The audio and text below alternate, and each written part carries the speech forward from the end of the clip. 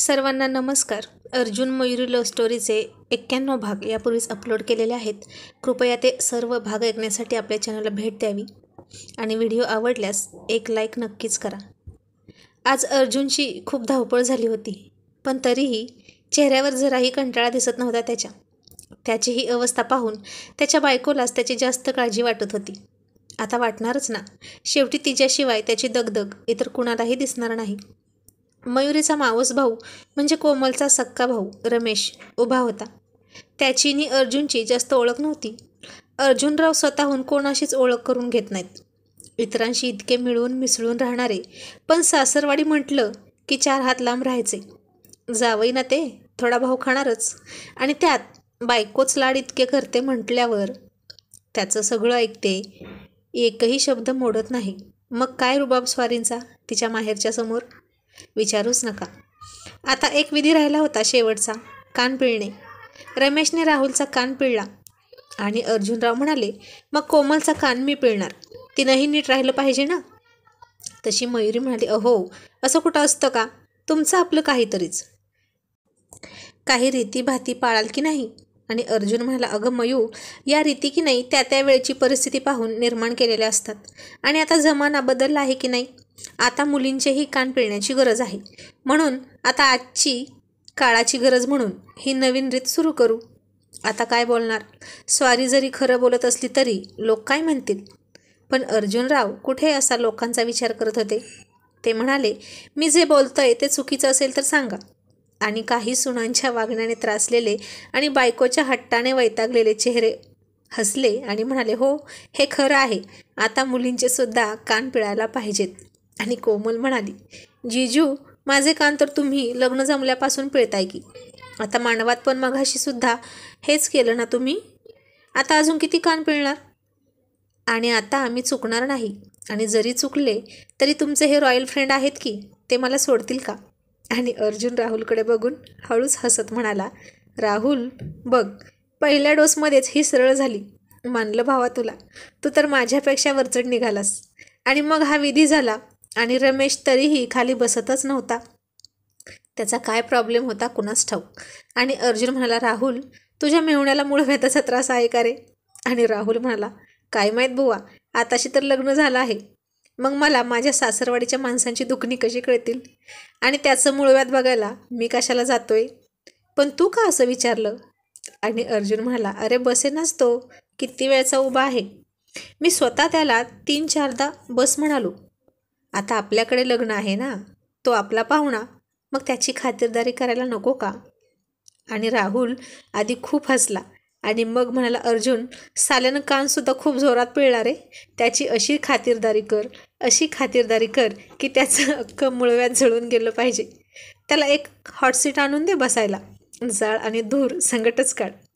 कोमलने त्यांचं बोलणं ओझरतं ऐकलं, पण काय करते आता, बोलून पुन्हा फसायचं नव्हतं तिला. ती नुसती हसली आणि गप्प बसली. आणि अर्जुन म्हणाला, ए राहुल तुझा मेवणा आहे बाबा, तूच काय ते बघ त्याचं आता, जाळ काढ नाहीतर धूर काढ, नाहीतर त्याच्या अख्ख्या बुडाखालीच आग लाव, म्हणजे त्याचं मुळव्याध कायमचं जळून जाईल.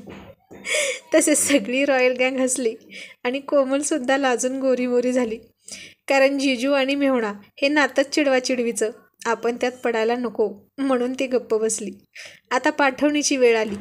कोमलच्याही रडत होती, पण कोमल मात्र हसत होती, कारण राहुल सर मधून मधून जोक मारत होते ना.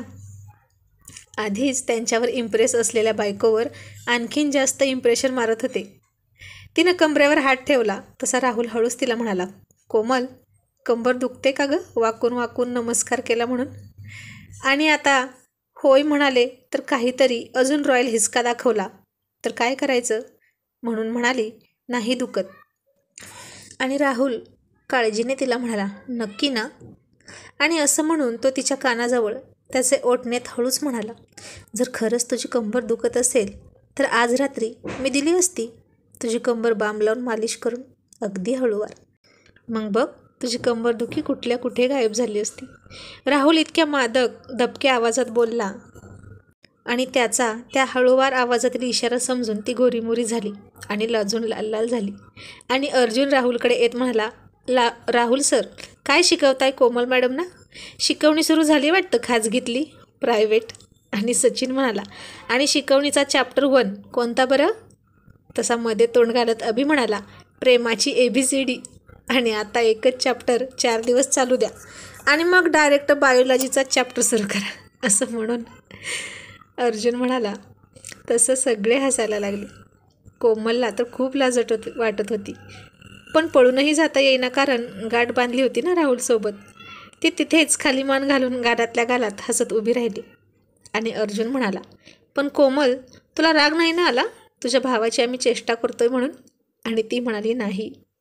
आणि होय म्हणून तर काय उपयोग होता? मगाशी अर्जुन जिजूंनी सांगितलं होतं ना, नीट राहाल तर पोटभर हसाल. मग आता नीट राहायचं, नवऱ्याच्या मनात घर करून त्याला जिंकायचं आणि आयुष्यभर नुसतं आनंदी राहून हसायचं. कारण ती तिच्या अर्जुन जिजूंची खूप मोठी फॅन होती. त्यानं शिकवलेला एकही शब्द ती विसरणार नाही.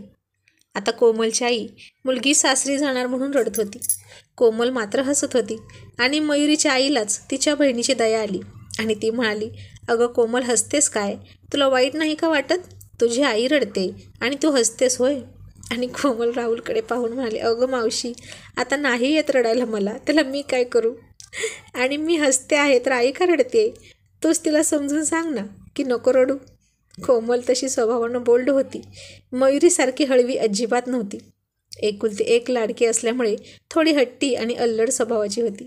संवेदनशीलता थोडी कमीच होती तिच्याकडे. आणि तिचं हे बोलणं ऐकून मयुरीची आई म्हणाली, काय बाई पोरी, लग्न झालं की नवऱ्याच्या झाल्या, आई बाबाची आठवणच नाही यांना. आता ही सुद्धा मयुरीसारखीच करणार बघ, माहेरचं नावच घेणार नाही. आणि मयुरीचे बाबा अर्जुनचं कौतुक करत कोमलच्या आईला म्हणाल्या, हो, तुमचा जावई आणि माझा जावई एकाच खाणीतील रत्न आहेत. आता मुलीची चिंता सोडूनच द्या, ती कायम आता अशीच हसत राहणार आमच्या मयुरीसारखी. आणि आता मयुरी नवऱ्याचं कौतुक ऐकून अर्जुनरावांकडे फार आदराने आणि अभिमानाने पाहत होती. आता पाठवणी झाली. बदामी आकाराच्या पुठ्ठ्यावर राहुल शुभविवाह कोमल असं लिहिलेल्या आणि फुलांनी सजवलेल्या गाडीमध्ये सौ श्री राहुल थाटात बसले. राहुलचं घर मोठं होतं. टुमदार बंगला, आजूबाजूला नारळाची, आंब्याची, फुलांची झाडं, नजर जाईल तिथपर्यंत ऊसाची शेती आणि इतर पिके. अर्जुनला त्याचं घर फार आवडायचं, कारण शेतात राहण्यासारखी मजा नाही. काय तो हिरवागार निसर्ग, पाटातून झुळझुळ वाहणारं पाणी, वाऱ्यावर डुलणारी हिरवगार पिके, सकाळी सकाळी उठल्यावर कानावर येणारा मंजूळ पक्ष्यांचा आवाज, असं वातावरण त्याला फार आवडतं. पण अर्जुनचं घर आणि शेती यात बरंचसं अंतर होतं. त्याच्या बाबांनाही शेतीची फार आवड आणि तीच आवड वारसा हक्कानं अर्जुनमध्ये उतरली होती. किती व्याप होते त्याच्या मागे, 2 फॅक्टरींचे, पण शेतीची आवड त्यानं जपली होती. आठवड्यातून किंवा महिन्यातून पण जमेल तसा तो चक्कर मारायचा आणि कितीही दमलेला मरगळलेला असला तरी परत येताना ताजा तवाना होऊनच यायचा. त्याचं सुद्धा स्वप्न होतं की शेतात एक सुंदर फार्म हाऊस असावं, तिथंच राहावं, पण त्याला घरचं असं सपोर्ट करायला कोणीच नव्हतं. पण त्यानं ती शेती मात्र जीवापाड जपली होती. तिथं गेल्यावर आईच्या कुशीत गेल्यासारखं वाटत होतं त्याला. तर असं हे राहुलचं घर. घरात पाहुणे मंडळी बरीच होती. आता देवदर्शन, पूजा, मग मांडव परतणी होती आणि मग रॉयल गँग आणि राहुल. कोमल, ज्याची आतुरतेने वाट पाहत होते, ती पहिली रात्र येणार होती, मधुचंद्राची रात्र. 4-5 दिवस तरी जाणारच होते. यात राहुलचे वडील म्हणजे आबा फार कडक शिस्त पण प्रेमळ माणूस, आतून गोड वरून काटे, फणसासारखे असा त्यांचा स्वभाव. त्याचे सगळे विधी सागर संगीतच होणार होते. अर्जुन आणि सचिनसारखं होणार नव्हतं त्याचं. आणि आता कोमलची रवानगी दुसऱ्या रूममध्ये झाली आणि राहुल त्याच्या रूममध्ये होता. संयम तर ठेवावाच लागणार होता. दुसऱ्या दिवशी कुलदेवतेचं देवदर्शन झालं. एकमेकांना लांबून पाहून आणि फक्त नजरानजर, अंगावर रोमांच उभा करणाऱ्या रोमॅन्टिक खाणाखुणा इतक्यावरच समाधान मानून घेत होते दोघेही. एकमेकांची असणारी ओढ दोघांच्याही डोळ्यात स्पष्ट दिसत होती. पण इलाज नव्हता, कारण आता कोमलला लाख वाटत असेल की त्याच्याशी बोलावं, तरी पण आता ती कोणताही आगाऊपणा करणार नव्हती. मग तिसऱ्या दिवशी पूजाही झाली. सगळे किरकोळ विधी पार पडले. पण यात कुठेतरी राहुल त्याच्या रॉयल गँगला मिस करत होता. त्यांच्याशिवाय मजा येत नव्हती त्याला. कितीही छळत असले तरी त्यांच्या त्या खोडकरपणाची, वात्रटपणाची सवय होती एकमेकांना. आणि कोमल तिच्या बाहेर निघाली. राहुल बेडरूममध्ये बसला होता. जाताना राहुलचा निरोप घेण्यासाठी ती त्याच्याजवळ गेली आणि म्हणाली, अहो मी निघाले, जाऊ का? आणि राहुल म्हणाला, मी नको म्हणालो तर तू थांबशील? कोमल म्हणाली, 2च तर दिवसांचा प्रश्न आहे, ही पद्धत असते. राहुलला सुद्धा हे समजतच होतं, पण असं स्वतःच्या नव्या नवरीला जा म्हणायला कोणत्याही नवरदेवाच्या जीवावर आलंच असतं. आता त्याला वाटत होतं की एकतरी मिठी तिला मारावीच, पण दारात तिचा भाऊ उभा तिचं रक्षण करायला. आणि राहुल मनात चरफडत म्हणाला, आता हा काय करतोय इथं? साला राखी बांधून घेतल्याचं प्रामाणिकपणे कर्तव्य बजावत आहे बहिणीचं रक्षण करून. आणि राहुल गप्प बसला. कोमल माहेरी गेली आणि राहुल एकटाच टेरेसवर बसला होता. 2 दिवसांनी कोमल पुन्हा येणार होती. तिला आणि राहुलला खूप वाटत होतं की तिनं माहेरी जाऊच नाही, पण रीतीभाती या पाळल्याच पाहिजेत ना. आणि राहुलने करमत नव्हतं म्हणून अर्जुनला फोन केला. आणि अर्जुन म्हणाला, काय नवरदेव, आज बरी आठवण झाली आमची. अजून काम लागलेलं दिसत नाही तुम्हाला. काय करतोस काय? आणि राहुल उदासपणे म्हणाला, काय करणार, बाहेर बसलोय. आणि हे ऐकून सावट अर्जुनराव मोठ्याने आश्चर्यचकित होऊन म्हणाले, काय राहुल, तू बाहेर बसायला लागलास? कधीपासून? आणि राहुल खूप हसत त्याला म्हणाला, गाढवा, कधीतरी नीट बोलत जा की रे, किती अर्थाचा अनर्थ करतोस. आणि अर्जुन म्हणाला, अर्थाचा किती अनर्थ होतो याच्याशी मला काही देणं घेणं नाही, पण तुझ्या चेहऱ्यावर स्माईल आली की नाही, बास. अर्जुनराव त्याच्या नेहमीच्या स्टाईलमध्ये म्हणाले. आणि पुढे म्हणाला, राहुल, खूप आठवण येते का रे बायकोची? तू रडत बिडत नाही ना? आणि राहुल थोडा शांत झाला. आठवण तर येतच होती. आणि अर्जुन म्हणाला, मग फोन कर ना तिला. आणि राहुल म्हणाला, नको, मी जर तिला फोन केला तर तिला वाटेल की मला जास्त गरज आहे, तिनेच करू दे की फोन मला. आणि अर्जुन आपल्या या हुशार विद्यार्थ्याकडे फार फार अभिमानाने पाहत होता. आणि असे हुशार, गुरुवर अपार निष्ठा असणारे विद्यार्थी रॉयल गँगशिवाय कुठेच सापडणार नव्हते. आणि राहुल म्हणाला, आणि तसंही फोन करून जास्त जीवाची घालमेल होत राहील, मग उगीच जागरण आणि फुकटची ॲसिडिटी, खाया पिया कुछ नाही और ग्लास तोडे 50 अशी गत होईल माझी, त्यापेक्षा नकोच. आणि अर्जुन सावटपणे म्हणाला, जर तुला खूपच आठवण येत असेल तिची तर तुझा एकांत घालवण्यासाठी 2 दिवस मी किंवा सचिन येऊ का तुझ्यासोबत झोपायला? आणि राहुल खूप हसून लांबूनच हात जोडून, मला नको, नको तुमची काळजी, कळली हां, असं म्हणून त्याबद्दल आभार असं इथूनच म्हणाला.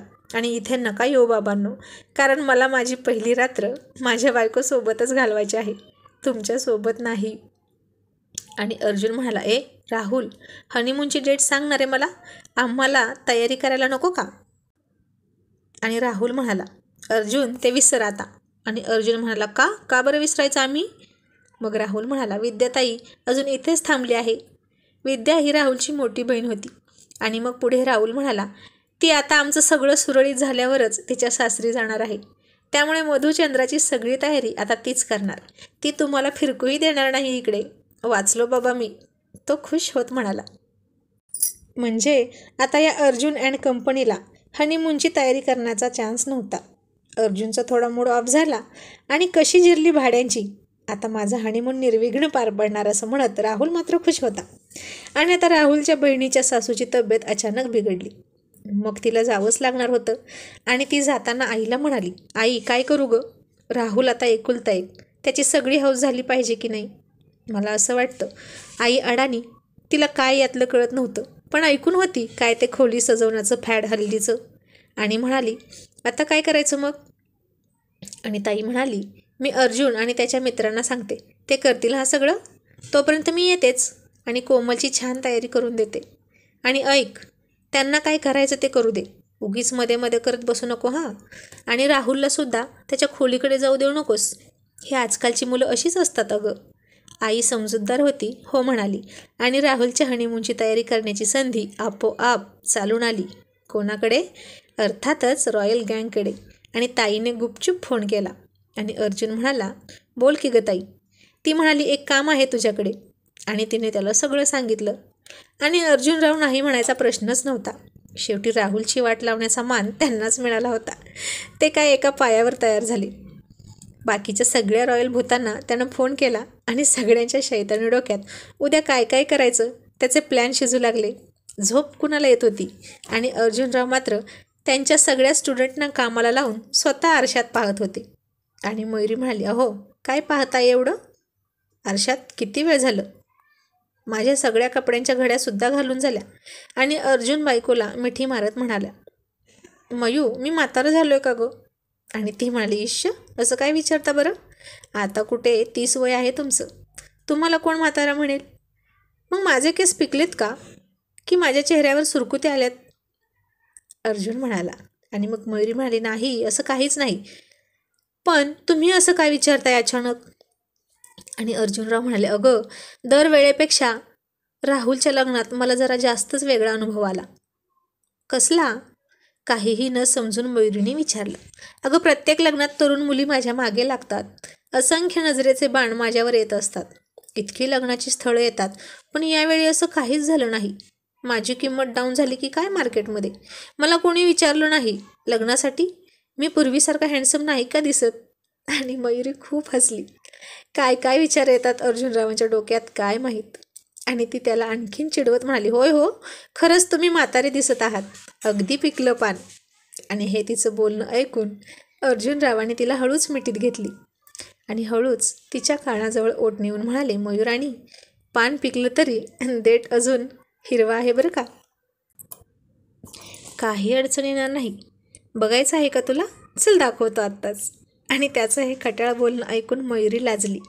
मग त्याने हळूवार तिच्या साडीची पिन काढली आणि तिची साडी काढून बाजूला फेकून दिली.